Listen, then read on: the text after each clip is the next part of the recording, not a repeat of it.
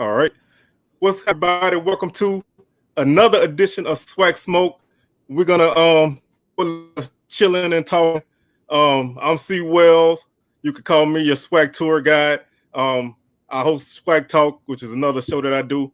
And with me is DJ. How you doing today, DJ? Pretty good, man. Pretty good. Excited for another episode of SWAC Smoke.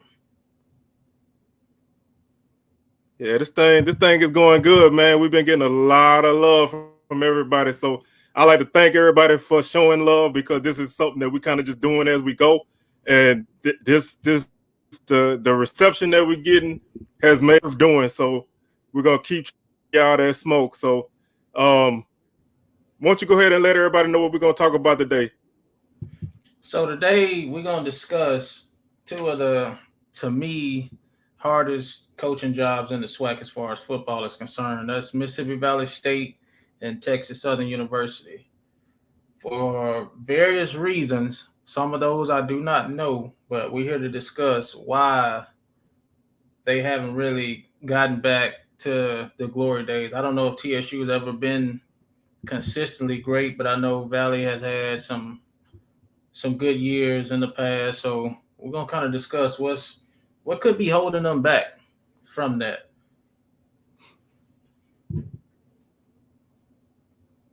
All right. So let's start with the easier of the two jobs. We're gonna start with Texas Southern first, because to me that's an easier job than Valley. So if you want to kick it off, I'll come in after you. Okay. So just looking back at some records from I started around about 2015, just starting there. I mean, they went 2-7, 4-6, 2-6, 1-7, 0-7 as far as conference play is concerned. I mean, starting off, they're located in Houston, Texas. I personally feel like I'm from Arkansas, but I know we get a lot of players from Texas. So sometimes I wonder, okay, you're in Houston, in the state of Texas as well. Like, what's keeping you from getting the talent? Is it a lack of talent? Maybe, maybe not. Then I look at the coaching changes. From 2012 to 2015, Daryl Asbury. 16 to 18, Michael Haywood. Johnny Cole, 2008, 2010. Like, every so often, there's a new head coach. So, I mean, can a program build a really good foundation when the head keeps changing? I mean, I don't know why these coaches were let go. Yeah. I don't know if it was. Go ahead. Oh no, I was just gonna say, just to piggyback off of that real quick, you can't build a program if you're changing coaches every couple years. Um, when you losing, you always looking for that quick thing. I think guys need to be time to the program. So I just kind of wanted to chime in the same thing, basically agreeing with you on that. Oh yeah, and I also looked at the budget. I think they're kind of in the middle of the pack when it comes to operating budget. These numbers I pulled, I mean, I pulled from TSU's website. Don't know if I really read it correctly, but as far as football, they have a $2.5 million operating budget. So that's paying coaches and all the staff and everything else, which is not the highest, but definitely higher than Valley. But I kind of want to know from some of the TSU fans out there, what do y'all think is the biggest issue? And I also kind of want to throw out, since we talking about TSU, people like Michael Strahan. I didn't know exactly what he's done for TSU until I started Googling. I don't really hear about it in the news, but I saw that in 2019 he did purchase them new equipment and things like that. So big ups to him for that. But I also feel like some of our stars and people like of that caliber who's made it, I think their voice and them being present means a lot too. Being around the program more. So I'm not saying he's not doing anything or doesn't be around, but that's something I would like to know from the people. Like, are your prevalent people from the school, are they present? You know, what do they do to kind of get the name out there? Yeah, and I'm let me go ahead and jump in and share my little thoughts on this. To me, I've always felt like Texas Southern is a sleeping giant, like you said, there in Houston, which is, I mean, Houston is talent rich, but they also share a city with University of Houston and Rice. Prairie View is like 45 minutes away. You have Sam Houston, Stephen F. Austin, Texas State, Lamar, Grambling Southern, like you said, UAPB, Jackson State, Alcorn. It's so many people that dip their hands in that pot. I think they have kind of slid, and the fact that they aren't winning decreases the profile to these kids. A lot of kids don't want to stay home and play for a team that's not winning. I mean, I'm not trying to be negative against Texas Southern because I do feel like they're on the right track now, but I feel the transfer portal is where Texas Southern is going to have to make their mark. They picked up a couple of guys out the portal the other day. I think with the way things are going now, with the immediate, where there's always been an immediate eligibility with FCS drop downs, but the fact that guys can hit their portal, they give themselves a better chance to do that because Texas Southern is one of those teams that I used to always watch and wonder why they were always 3-8, 4-7, 5-6, 6-5 on a good, and have ballers on their team. I'm gonna go back because that's my role on the show to go back in the day. I think it was 96 or 97. They had two 1,000-yard rushers on their team, and they went 6-5. That that should not happen. If you have two guys that run for 1,000 yards each, you should be winning a championship. But for whatever reason, Texas Southern just never gets over the hump. Johnny Cole was there. They did win a SWAC championship, although they had to vacate it. So I think that kind of put them back. They had sanctions. I think that kind of put them back. But I do like the direction that they're heading in now. So if they can hit that portal and convince some of those kids to stay around, then I think they can be better. I believe that as well. And kind of taking some of the comments and the feedback we got off of the last show, somebody in the comments, I forget the name of that person, but they said they're a native of Houston and they talked a lot about TSU being a commuter school, which I understand what he's saying with that because I graduated from a school like that, that, most of the students didn't live on campus. It wasn't a big presence of fans at games and stuff like that. And that's something that he was saying, like he thinks it could be a lack of support as well. And I just put myself in a position, being an athlete, if I go on a visit to a football game at a school and the stands are empty, there's no support. And then I go over here to Southern or Grambling when I look in the stands and there's thousands of people and everybody's chanting together and it just seems like it's a great atmosphere. I mean, what are you going to choose, Yeah, and that's one of those things where I think you're gonna have to have who are willing to take that step. You know, recruiting is like dating, man. You don't ever want to go with the ugly girl. You trying to get that dime, but sometimes that average girl is a great girl. And right now Texas Southern is that average girl that she got a good personality, but she may not look the best, but she clean up nice. And I think Texas Southern is that kind of program. They clean up nice. If they can get themselves together, they can put their name in the hat of competition in the West. Prairie View did it. Took them a long time to get there, but they did it.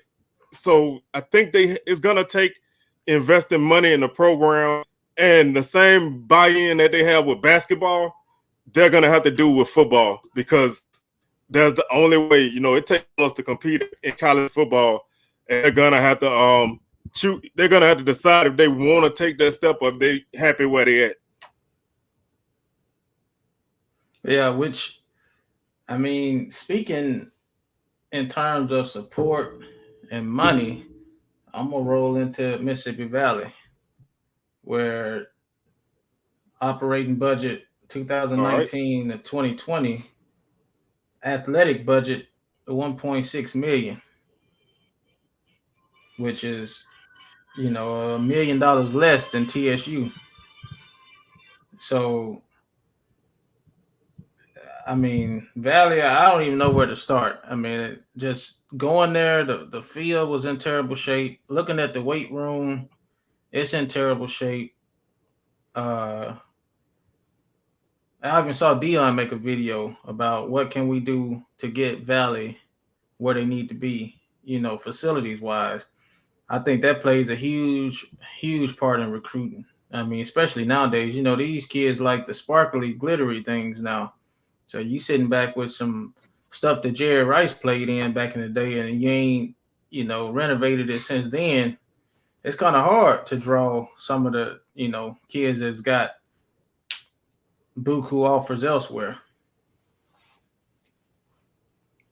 Yeah, and like you said, Valley, it's so many different ways that you can look, but it all starts again with that dollar sign.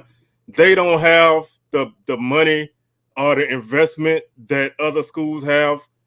They I think they renovated their football stadium, their basketball arena. I think I read that they were revamping the weight room is in the works. I don't know if that's happened yet, when it's going to happen, but that is something that they're talking about. But they don't like you said, they don't have the operating budget, they don't have the recruiting budget. They only offer, I think the last time I checked, 53 chips instead of 65, which doesn't allow them to play those money games. So that's 400, 500,000 that they can't get. So they have to play those top-notch FCS teams, but they don't pay like that. So Valley's like in a weird position. If Valley wasn't already in the SWAC, then there would probably be no chance that they would get in the SWAC. But they try, they do the best with what they have. Worry with Valley is if a coach wins, can they compete with whoever comes for him? I don't know if they're going to be able to compete salary-wise to keep a coach. Like if Dancy starts winning, if somebody comes for him, are they going to be able to keep him, or they're just going to always be in that turnover of a nice coach to have a little success and then he out? I definitely believe that that's going to be more of a stepping stone school.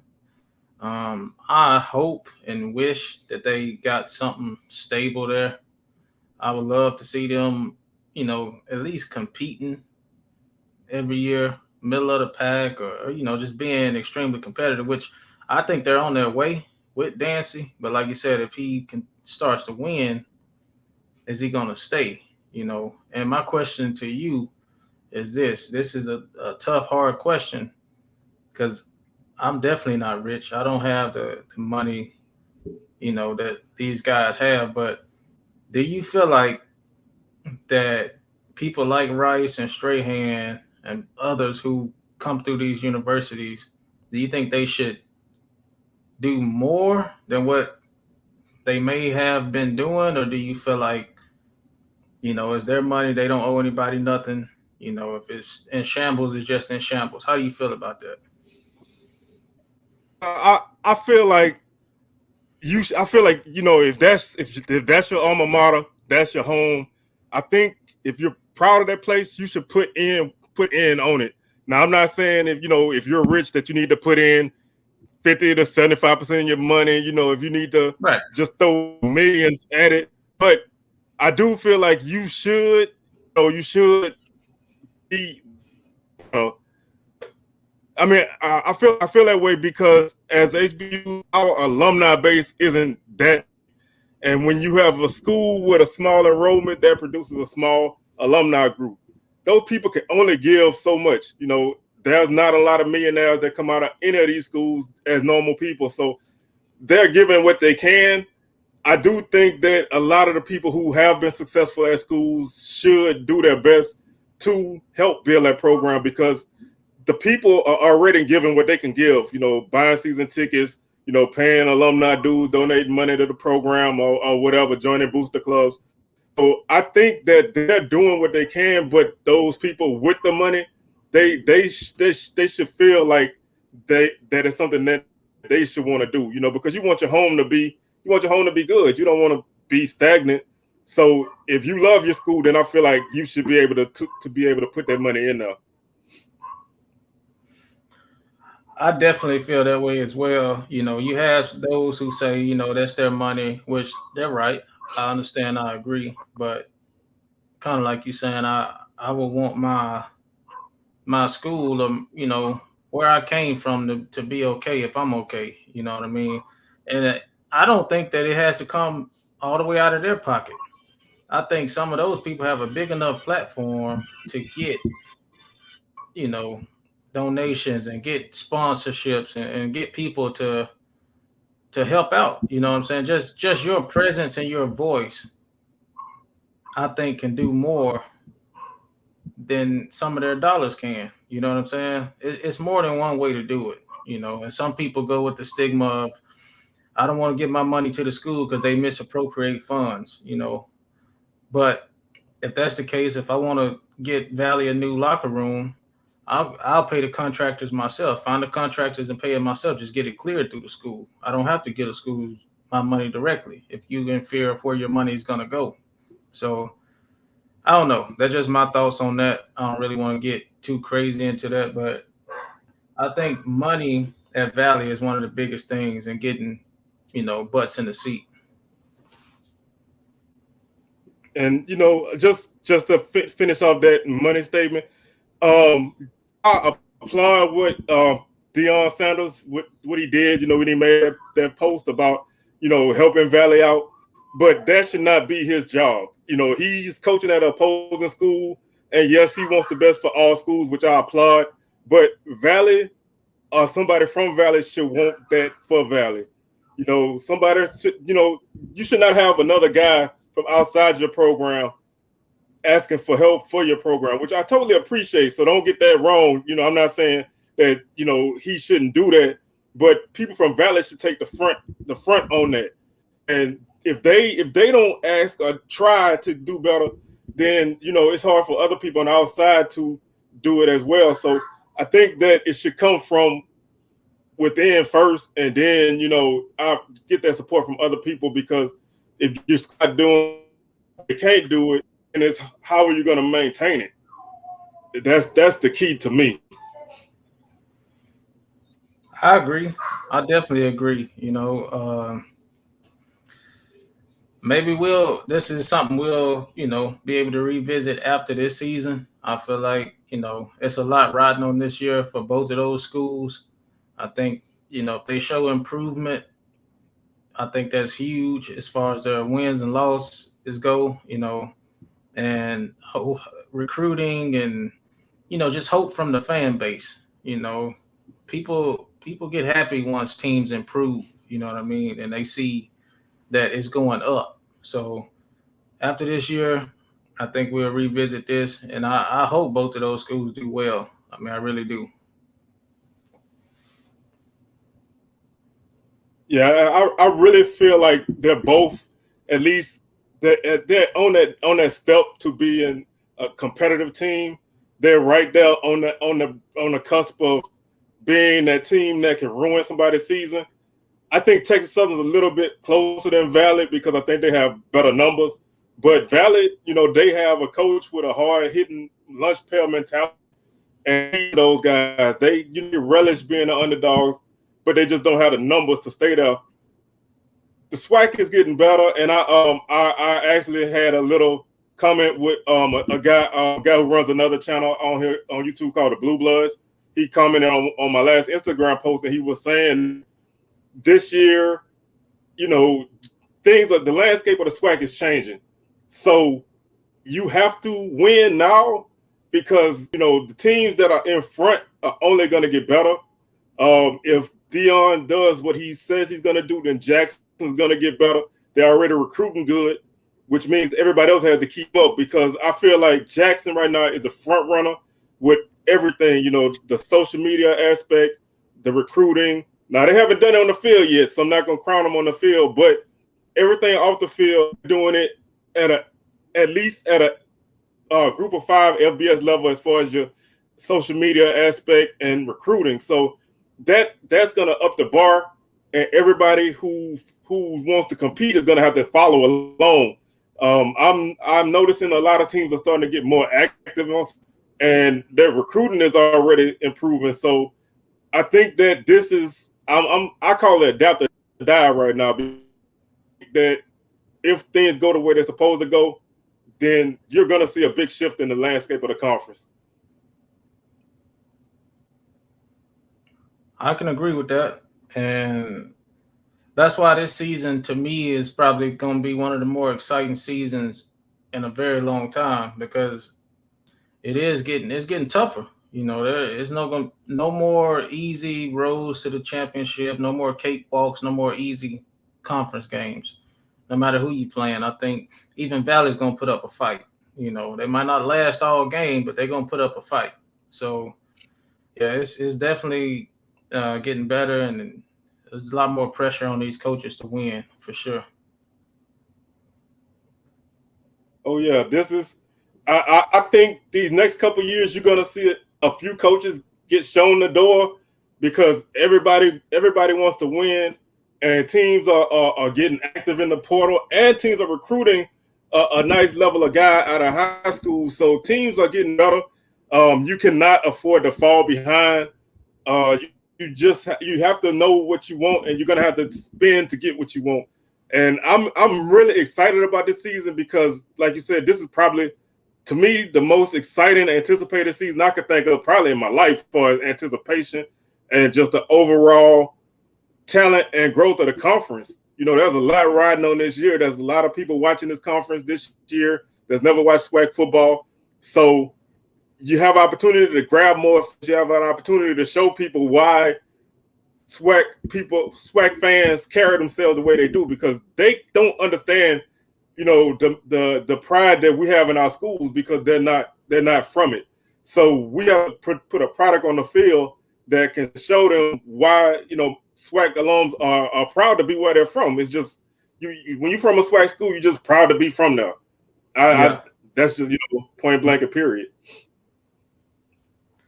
Well, before we wrap it up, I've been given a request for us next week to do predictions. So we can do weekly predictions on, you know, each game week by week. So next week will be a good week to do that right before the MEAC SWAC kickoff. And my other question to you is how you like the new unis at Southern, the new gray uniforms they unveiled. All right.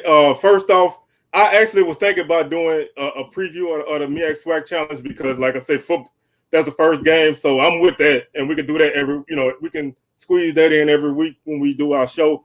I like that. You know, let's put our thoughts, put the predictions out there, and see if we right or wrong. I'm usually wrong, so I don't mind being wrong twice. But uniforms, man, oh my God, I love them. I just wish that Southern didn't post them at 9:00 at night, man. I had just happened to be scroll. I don't know what time it was. I know it was in the evening, but I saw it like at 9:00. I go to bed early. I'm an old man. So I was like, man, I text everybody I know, like, man, did y'all see these uniforms?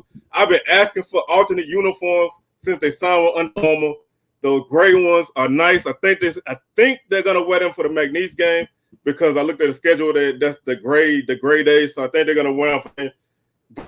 But man, those things, oh my God. And they have those the shoulder stripes. That's a Southern tradition. I wish they'd never went away from that. So hopefully they could bring the stripes back on all forms. But as you could tell, man, I just love them. Hopefully they win because we don't have a good record with alternate uniforms. So, well, what's your before you get out of here? What's your favorite Southern uniform?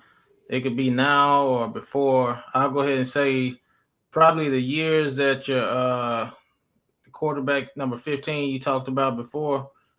I think I like more the royal blue Southern than the powder blue. But go ahead. my favorite right now is the all white. I love I never was a fan of just all white, but it looks great with Southern. It's just it's just clean. I did like that blue helmet that they had when they had the royal blue helmets. I guess right now I'm not in love with the uniforms, the regular uniforms. I think they a little too plain. Maybe some stripes on the pants or something. But for me, I like that early 2010 era. They had like the Columbia blue jerseys with the blue stripes and the helmet. They had one year they had the white helmet with a big Jaguar logo on the side and the number on the other side. I really wish they kept that. I love the big logo look with the number on the other side, that Boise State look. So if they could have kept that with these uniforms, then man, I'd have been in heaven. So right now, my all-time favorite is the all whites. I love that all white right now. Okay, cool. Well, we wrap this up, man, and we'll get into a MEAC SWAC preview next week and bold predictions for the upcoming opening week of SWAC football. Sounds good, man. I got some stuff that I'm gonna throw out there when we get to it. I'm excited, man. I just football is here. Fan day is Saturday at Southern, so I think that's gonna be a good time for everybody to get out there. I think they got a scrimmage, and Alcorn's looking good, man. I've been watching some footage on Alcorn. It's practice, but they got some monsters out there. So I think the SWAC is going to be good, and I'm just excited. I'm ready to start now. I'm definitely with you, man. I'm counting down the days. Yes, sir. So that's it for another edition of SWAC Smoke, man. We want to thank y'all for tuning in and showing love. And as usual, if you got anything you want to let us know, hit us in the comments, and we'll be glad to respond. So I'm CWells signing out. I'm DJ. Peace. All right, y'all stay up.